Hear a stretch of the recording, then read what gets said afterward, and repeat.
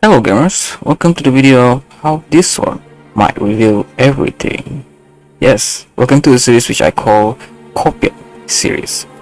Before I begin, please be reminded that I will be revealing information on past quests and recent quests, which mean there will be spoilers. You had been warned.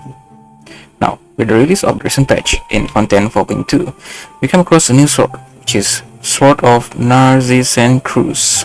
I am so sorry if I pronounced that wrong, but let's just call it Hero Blade for ease purposes. Now, for those who may not know, this sword is available when you do a certain world quest, and yes, you can refine it to Refinement 5. Now, for us to understand why this sword might just reveal everything, we must go back in time.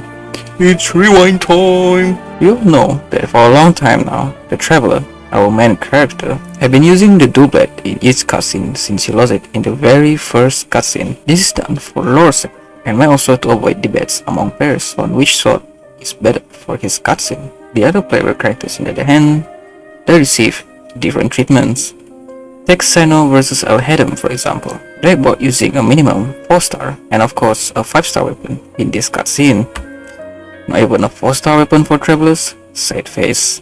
Now, this might be done because in the early version of Genshin, people were just starting, so not many people have those randomly chosen 4-star weapon that the cutscene will give to Traveler, as it wouldn't feel real. But back then, even Diluc got a special weapon. Now, if you look at Fontaine recent cutscene, trailers, etc., we notice some changes. The playable character changed their weapon. What do I mean by this? Let's rewatch the cutscene where Navia and Cloran protect the Traveler upon waking up. We see Navia with a 4-star weapon, and then we see Cloran with another 4-star weapon. Now, the trend that I see here is that the weapon that the cutscene decide to give to these playable characters are in minimum of 4-star, but generally good for all characters, which of course probably done to avoid debate among players, or a 5-star weapon that are their own character's signature weapon. Another weapon in this cutscene is a defense style weapon, which might pair well to her Geo element. Looking at the Cloran weapon, we would assume that she will do damage based on elemental reaction. Funny enough, in the very same cutscene, Traveler is still using his dual blade. Let's pause here and look into further character demos, and from there, we notice that Cloran actually changed her weapon. Unless I have small brain that forgot stuff, this is the first time I saw in cutscene where a character changed weapon. It's one of the new forgeable weapon with the release of Fontaine. This weapon is focused on attack percent, and the start increase the attack more when using elemental skill. My theory so far, current elemental skill might be a skill that infuses her sword with electro, enabling elemental reaction, which also pair well with this weapon.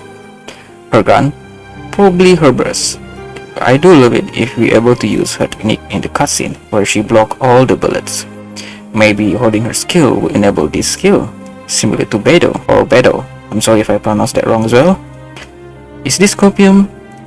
Yes, it might be, but keep listening. This shows a good sign. This shows that in the future cutscene, Traveler himself also will be able to release himself from this dual blade cutscene curse. However, it needs to make sense. If you're talking about Traveler weapon, of course we can get away with his original sword, which I will be calling the Divine Sword for now. From the very first cutscene, we already know that the twins are a star, traveling through the universe, which in a literal sense, are godlike powers. If you're talking about stars, stars emit energy, and it's shown by its color. Red is the least energy emitted, while blue is the highest energy emitted. Look at the middle. A white color, which is a balance between the lowest and highest energy emit, let's say, a neutral energy star. It's not weak, but not strong either. Same with the color on Traveler outfit when he changes element.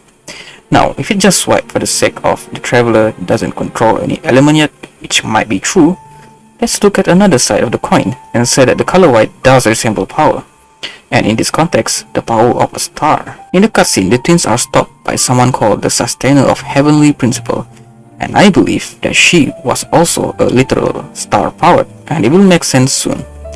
It appears that her power resembles a red color, which means a red star. In terms of star ranking, she is supposed to be weaker than the Traveler, right? Since Traveler is a white star, he is not strong, but strong enough to fight her. When the Sustainer appeared, notice the star-shaped energy behind her. There's a red, and there's a golden star. We know the red energy is mostly her power because she used it a lot in this scene. What about the golden one? Now, you might say it's probably a golden star in the star ranking. However, in the ranking, it's still below the white star, which means it's still considered a weaker power compared to Traveler. A combination of both power to fight Traveler? Now that makes more sense. However, it's not what you think. It is a combined power, but the golden star is not included in the star ranking. This gold glow is actually a sign of divinity, and twins as well as the sustainer are a divinity being. Let's look at the twin weapons. Both have the same weapon, with the brother having a star-shaped sword and moon-shaped sword for the sister. In Hindu mythology, Surya and Chandra are deities siblings, where Surya is a sun deity and Chandra is a moon deity. Both of them emit a golden glow, which is a sign of their divinity. This shows that the power that Traveler used here, after losing her weapon, is a divine power, not star energy. What does this mean? This means that the sword that the twins have is a tool used to channel their star energy as power. When the Traveler loses it, so does her ability to channel the star energy. But she still has her divinity. Divinity, as we see in the latest Archon quest, is not that easy to get rid of. An Archon will literally need to collect 500 years of energy just to remove her own divinity. This shows that the Sustainer also has her own divinity. However, she is technically still lower in power compared to the twins. Don't let the cutscene trick you. The Sustainer power is not an offensive power, but to contain or capture something. Sustainer generally refers to something or someone that sustains or maintains something. The Sustainer goal here is to capture or contain the twins. Where the twins switch from evading and goes to attack, this is where we see the truth. She goes on defensive and put shield. However, unlike her previous powers, this shield is different. It was blue colored. Remember the star ranking? The blue star is the highest energy star to ever exist, which means it's way stronger than the Traveler. Now you might be asking, why does the Sustainer have two energy stars, blue and red? To answer this, let's look into what else is blue powered in the Devat that we've seen. Yes, the Celestia Nails. I mean, this thing.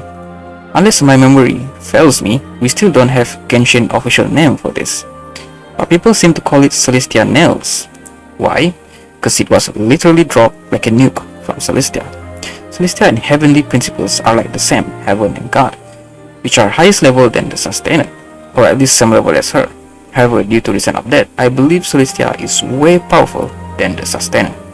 Now, this Celestia Nail was dropped, and the common trait is that it balances the environment. Being seen by Celestia, we assume the power is also from Celestia, which also indicates that the color blue is her power, a blue star energy, which makes sense if Celestia is supposed to be the most powerful one. We also learned that Celestia is not from Tevat, that they come from other worlds, which also means that Tevat before this doesn't have star-powered people.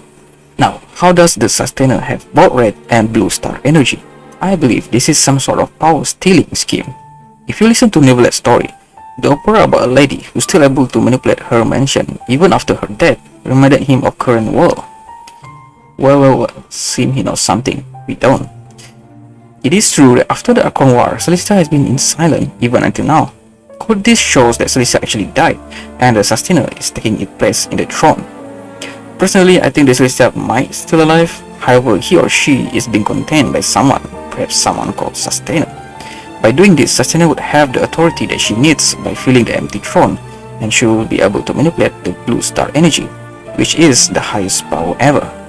Now, we won't know how she able to contain the Celestia itself, but I believe it had to happen during the Archon War.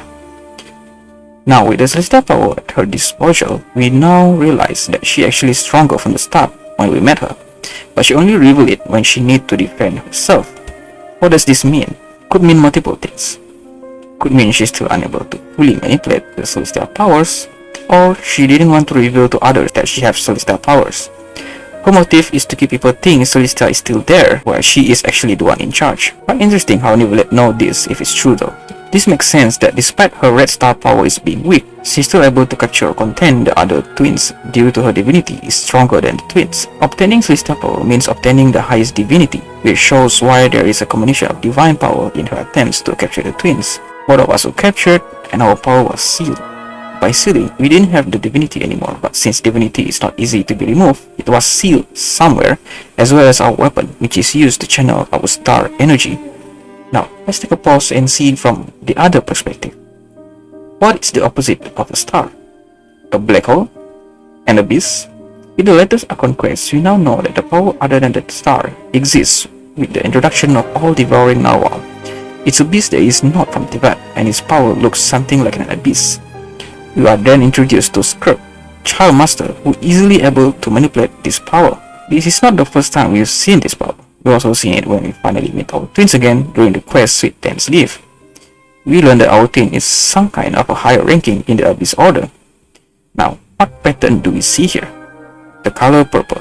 It is not in the star ranking, which checks out, so it's another power that can't be measured with star energy. So, how do we measure it?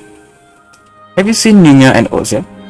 Ozia often associated with Abyss and considered powerful and mysterious force. Numa is the opposing force and found within all life forms. Numa and Ozia are two opposing energy that interact with each other in various ways. It's basically like yin and yang, which in this context they cancel out each other, which means both are at the same level, which means this is the opposite of divinity. If divinity is golden glow, then the opposite, Abyss, is the purple glow. We learn from the first law that getting rid of divinity is way harder than you think. However, I believe Abyss power have the power to do this. We learn that our Abyss twin is planning to take the throne by using the Abyss. This shows that the throne in Celestia is way more important than we think. It is the source of the divine, which I think where the Sustainer draw the Celestia power from.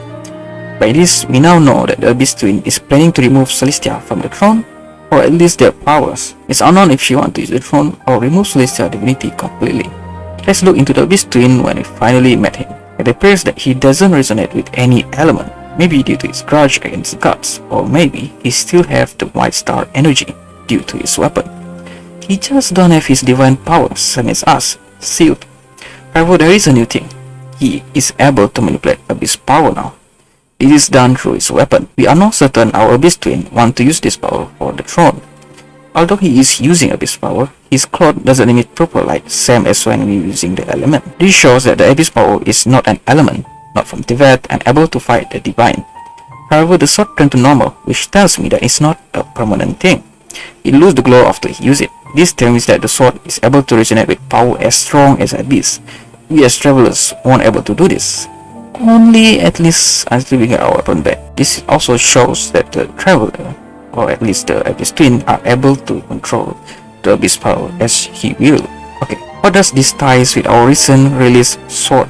I believe Arbus is starting to experiment on how to utilize the Traveler original sword by providing a gimmick sword that more or less resembles how the Traveler original sword, the Divine Sword, should work in the future. Which also means we finally gonna have our Traveler using his sword in the new cutscene. Let's look into this gimmick sword, shall we? Just like Nima and Ozia, this sword have two modes, which release those two energy respectively. However, the way to change the mod is a bit tedious. You have to go to this spot in order to change it. I believe with the release of Furina, we will document with the mechanic of changing mod with ease with her. The same mechanic will be combined with Traveler original weapon, which means changing mod with the weapon power will be as easy as Furina's skills. Now with this new mechanic, there's a lot of possibilities for our travelers. There's a select possibilities of Traveler to be able to change element in the go. Travelers will be able to use Divine or Abyss power. Traveler will be able to change between Abyss or Divine power, or Traveler to be able to switch between White Star energy and Divine energy. Personally, if the Divine and Abyss power theory is correct, then it's more likely that the Abyss twin is leading the Abyss and we leading the Divine and fight each other. As you can see, Nima and Ozia are bound to cancel each other out. By the way, by Divine, I don't mean the Traveler's Divine powers, as I believe the Traveler Divine power alone won't be able to fight the fully powered Abyss twin. I believe somehow in the end, Travelers will obtain the Celestia Divine power to combat the Abyss twin. And in Avengers Assemble moment, we will stand back in our feet, have a common goal in the end, with our Abyss twin in our sight, to fight the real enemy, which to this day I applaud. However, they may be very well hidden on who is the true enemy in this game. Who am I kidding? Of course, it's the Gacha God.